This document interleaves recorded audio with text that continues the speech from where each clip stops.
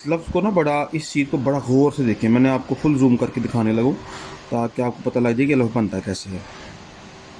ये वाला जो पॉइंट है ये हल्का सा ऊपर करके लाइन, और ये देखो बस ये हिस्सा है।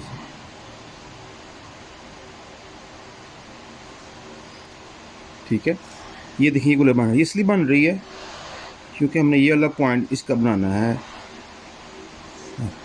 और इसमें एक और बड़ी गलती आपने ये की थी कि आपने ये वाला हिस्सा है ना, ये बहुत ज़्यादा नीचे कर दिया था, जिसकी वजह से जो उसका जो घेरे वाला है ना, घेरे वाला जो मसला है वो ख़राब हो रहा था सारा। ठीक है, तो इसको आपने ज़्यादा नहीं करना। गौर कर इधर,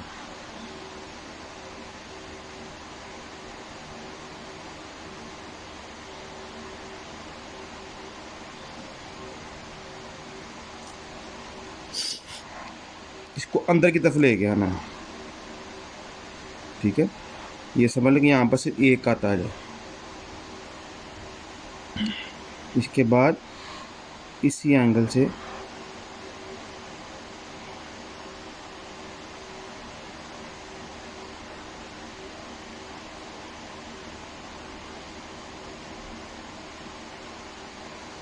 ये हल्की हल्की गुलाई करते,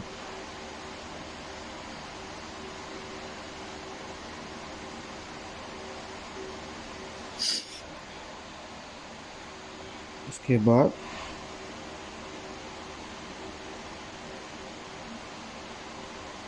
और यहाँ पर भी ये वाला हिस्सा भी आपने क्या किया था, आपने ये इसको नीचे ला के ऊपर किया था। नहीं, ऐसा नहीं करना, इसको सीधे लेके आना।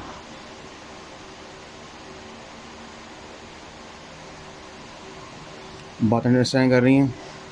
ये देखें, ये गुलाई चेक करें, यहाँ पे ला के आपने ख़त्म कर देनी है।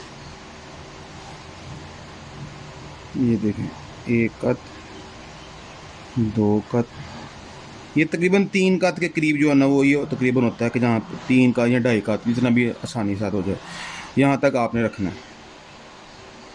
और उसके बाद आपने इसको अंदर की तरफ फेर देना है।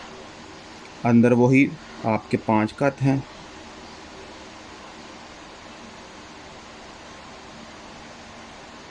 एक नीचे कत है और एक नीचे ऊपर कत है। ठीक है, और उसके बाद आपके 2 कत ये अंदर, ये और 5 कत यहाँ पे होंगे। तो ये बड़ा अच्छा। इसमें एक और जो गलती मुझे याद आ गई वो ये थी कि आपने जब ये वाला हिस्सा किया था, ये वाला हिस्सा बनाया था, इसका सेकंड स्टेप बनाया था, बल्कि थर्ड स्टेप जो बनाया था, ये पहला स्टेप ये है इसका, दूसरा स्टेप ये है और थर्ड स्टेप ये है। ठीक है, आपने ये किया था कि आपने ना इस चीज़ को आपने पूरे काते से बनाया है। इसको पूरे कात से नहीं बनाना। ये कलम जो है आपका, पेन जो है, ऐसे नहीं हो, थोड़ा तिरछा हो। तिरछा होगा तो ये देखें इसकी कितनी मोटाई होगी। अगर ये बिल्कुल सीधा होगा तो ये मोटाई होगी।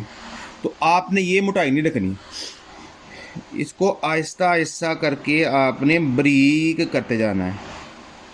ठीक है, यानी जब आपने इसको नीचे की तरफ लेके आना तो ये देखिए ये खुद ब खुद बारीक हो जाएगा।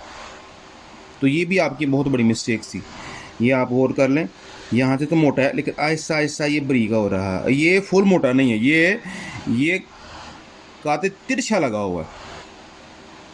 मैं इसलिए दोबारा जो है वो लफ्ज़ बना दिया ताकि आपके लिए ज़्यादा आसानी हो जाए। ठीक है, थोड़ा सा मुश्किल लफ्ज़ है लेकिन ये बड़ा खूबसूरत लफ्ज़ है और ये बहुत ज़्यादा इस्तेमाल होता है। ठीक है।